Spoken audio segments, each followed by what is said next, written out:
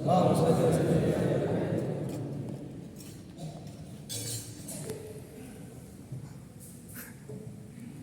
الحمد لله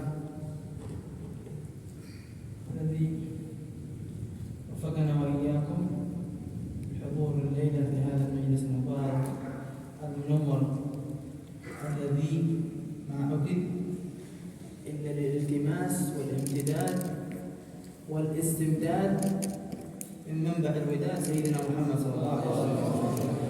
Segala puji bagi Allah Subhanahu wa taala, kita bisa hadir di tempat ini tidak lain tidak bukan kita duduk di sini hadir di tempat ini kecuali pengen mendapatkan imdad dan pertolongan rahmat dari Allah Subhanahu wa taala dan dari Nabi Muhammad sallallahu alaihi wasallam. ولا شيء أنفع للناس ولا أكثر فائدة لهم من ذكرهم بسيدنا رسول الله صلى الله عليه وسلم مرتبطا بذكر الله سبحانه وتعالى. Tidak ada suatu hal yang bermanfaat, suatu hal yang berpengaruh terhadap manusia sekarang ini yang kita hidup sekarang ini kecuali kita di situ mengingatkan Nabi Muhammad SAW kepada mereka semua. Kita mengingatkan Nabi Muhammad dan kita kaitkan dengan situ kita mengingat Allah Subhanahu wa taala. بذكر نبينا محمد صلى الله عليه وسلم يعتاد الإنسان ويتذكر الإنسان معاني ودلالات ما أوحى الله سبحانه وتعالى به نبينا محمد صلى الله عليه وسلم إلينا. Dengan kita mengingat Nabi Muhammad sallallahu alaihi wasallam ini, kita mengingat bahwasanya apa yang Allah turunkan kepada Nabi Muhammad daripada wahyu-wahyunya, daripada Al-Qur'annya, sehingga kita bisa memahami daripada semua yang Allah berikan kepada Nabi Muhammad sallallahu alaihi wasallam. ويحيا فينا بمثل هذه المجالس قوله عليه الصلاة والسلام في لما سئل عن صيام يوم الاثنين ذلك يوم ولدت فيه. Dan yang menyemangatkan kita atau yang menjadi dasar kita, yang menjadi landasan kita terhadap Maulid ini, yaitu hadis Nabi Muhammad SAW ketika Rasulullah SAW ditanya kenapa beliau berpuasa di hari Senin. Nabi Muhammad SAW dengan gamblang menjawab bahwasanya hari Senin adalah lahir di mana aku dilahirkan. وربنا سبحانه وتعالى أمرنا وبفضل الله وبرحمته فبذلك فليفرحوا وخير مما يجمعون. Dan Allah Subhanahu wa taala juga memerintahkan kita sebagaimana termaktub dalam Al-Qur'an. Allah Subhanahu wa taala berfirman, katakanlah wahai Muhammad, dengan keutamanya, dengan anugerahnya Allah Subhanahu wa taala, dengan rahmat yang Allah limpahkan kepada kita, maka dari itu kita berbanggalah, kita berbahagialah, kita senang-senanglah dengan hal tersebut. Itu merupakan perkara yang terkumpul di dalam semuanya. وأي فضل من الله سبحانه وتعالى وأي رحمة من الله سبحانه وتعالى أعظم من نبينا محمد صلى الله عليه وسلم. Anugerah apa yang lebih besar daripada Nabi Muhammad sallallahu alaihi wasallam? Rahmat apa yang lebih besar dari Nabi Muhammad sallallahu alaihi wasallam? ثم أي شيء من مظاهر الحياة الدنيا التي نواجهها الآن في حياتنا نحن في الشرق وفي الغرب وفي الأمام وفي الخلف مساوية أو ناقصة بقليل عن مرتبة النبي محمد صلى الله عليه وسلم. Dan apa tujuan yang paling besar, yang lebih besar atau yang menyamai saja, yang di bawah saja daripada derajat Nabi Muhammad sallallahu alaihi wasallam? هل يوجد شيء مثل هذا؟ Apakah ada yang lebih besar dari Nabi Muhammad sallallahu alaihi wasallam?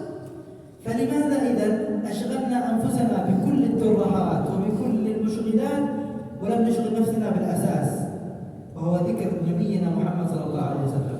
Lalu kenapa kita disibukkan, kita dilalaikan dengan hal-hal yang tidak penting yang lainnya? Bahwasanya kita di samping itu kita harus memiliki asas, fondasi, yaitu dengan menyebut Nabi Muhammad SAW, mengingat Rasulullah SAW. لما ننظر الآن في واقع الناس الذين يعيشون الآن ما بيننا وبينكم تنظر إليهم وقد رفعت في بيوتهم أصوات الأفلام والإعلام ومختلف الأقلام والموسيقات والمخرفات والمشغلات والملفتات من كل أنواع الجهات. Dan kita lihat realitas sekarang, apa yang terjadi sekarang. Kita melihat di rumah-rumah kita, di situ diangkat, kita melihat film-film, di situ kita memutar musik-musik yang di situ menyibukkan kita dari segala hal, menyibukkan kita, membuat kita lalai dari segala hal. أفلا يستحق نبينا محمد صلى الله عليه وسلم هذه الدقائق وهذه النصف ساعة الوجيزة حتى نذكر أبناءنا ونذكر أنفسنا به صلى الله عليه وسلم. Bukankah Nabi Muhammad adalah hal yang paling mulia? Bukankah Nabi Muhammad adalah manusia yang paling berhak di waktu yang seperti ini, di waktu yang sangat-sangat dikit seperti ini? Bukannya kita berhak untuk mengingat Nabi Muhammad sallallahu alaihi wasallam? Bukankah anak-anak kita berhak untuk mengingat siapa Nabi Muhammad sallallahu alaihi wasallam? لهذا نجد كثير من أبنائنا ومن بناتنا الذين يعيشون معنا في بيوتنا المسلمة عندهم أزمات وعندهم مشاكل في أنفسهم داخلية لا يجدون لها معالجة. Maka dari itu kita lihat berapa banyak daripada keluarga-keluarga kita, anak-anak kita, putri-putri kita yang berada di rumah, mereka disibukkan, mereka dilalaikan, sehingga muncul di dalam diri mereka satu perkara yang tidak ada obatnya, tidak ada jalan keluarnya. وتلك نابعة من كونهم يستمعون إلى هذه الأصوات الجاءة من الشرق ومن الغرب ومن كل مكان ومنشغلين بها حتى ضيعت عليهم أساسيات الدين ولم يستمعوا للقرآن ولا لكلام نبينا محمد صلى الله عليه وسلم. Dan inilah semuanya asalnya, dasarnya ini semua karena mereka memutar-mutar suatu hal yang tidak perlu, karena mereka disibukkan dengan suatu hal yang tidak perlu, sehingga mereka tidak lagi mengingat, tidak lagi membaca Al-Quran, tidak lagi mengingat Nabi Muhammad sallallahu alaihi wasallam. ولو أنهم وعوا وأدركوا ورجعوا إلى كتاب الله سبحانه وتعالى ورجعوا إلى سيرة نبينا محمد صلى الله عليه وآله وسلم لوجدوا كل ما يشكل عليهم سهل وكل ما يضيق حالهم ينفرج ولوجدوا كل ما يمكن أن يكدر عليهم حياتهم أمره كله بسيط وسهل عندهم. Andai kata mereka peka, andai kata mereka cerdas dan mengembalikan semua hal tersebut kepada Al-Quran dan semua hal tersebut kepada Nabi Muhammad sallallahu alaihi wasallam, niscaya mereka akan mendapatkan segala muskilah mereka itu dilapangkan, segala perkara mereka pasti akan terpecahkan, segala kesibukan mereka pasti akan dilunaskan, dan segala apa yang menjadi keinginan mereka atau menjadi cita-cita mereka, maka itu semua akan mudah dengan Nabi Muhammad dan dengan Al-Quran. لأن مثل هذه المجالس التي تذكرنا بسيرة نبينا محمد صلى الله عليه وآله وسلم تدعونا إلى الثبات، تدعونا إلى الهمة، تدعونا إلى التمسك بمنهج الله سبحانه وتعالى ومنهج رسوله صلى الله عليه وآله وصحبه وسلم. وبالمقابل تلك الأصوات المختلفة الجاية من الشرق ومن الغرب هذه تدعونا إلى إيش؟ تدعو إلى الانهزام، وتدعو إلى الضعف، وتدعو إلى التشكيك في الدين، وتدعو إلى الانشغال بكل المعاني المختلفة التي هي مشغلة عن أمور الدين ومهماته. Dan yang seperti ini duduknya kita di sini, kita mengingat Nabi Muhammad, kita mengenal Nabi Muhammad sallallahu alaihi wasallam. Inilah yang membuat diri kita tenang, membuat fondasi di agama kita ini tetap tenang, dan yang lain-lain kita menjadi kuat, sehingga kita beragama menjadi agama yang kuat. Beda andai kata sebaliknya, kita tidak melakukan seperti ini. Kita mendengar suatu hal dari barat, kita mendengar suatu hal dari timur, virus-virus dari mereka dan yang lain-lainnya. Andai kata kita mengikuti mereka, maka kita akan timbul di dalam kita suatu hal kemalasan. Kita akan ragu bahkan terhadap dunia dan terhadap agama kita, bahkan kita akan terpengaruh dengan pengaruh-pengaruh mereka. حتى كانت النتيجة بعد هذا كله أن أخرجوا لنا جيل مهزوم ضعيف يستحي أمام الناس أن يقول أنه مسلم، يستحي أن يتزين بزي المسلمين، يستحي أن يتكلم بالدعوة والإسلام والتعاليم الصحيحة حتى في بيته مع أصحابه مع إخوانه مع كل دائرة التي حوله في الحي، ما أبغاهم يعرفون حتى بعض الأحيان أنه مسلم. خلونا كذا الإنسان ما هو دارين به أحسن. Gara-gara ini semua, sebab ini semua, maka kita wajar kita melihat bagaimana orang-orang muslim sekarang dikalahkan. Mereka semua tidak ada daya, mereka semua lemah.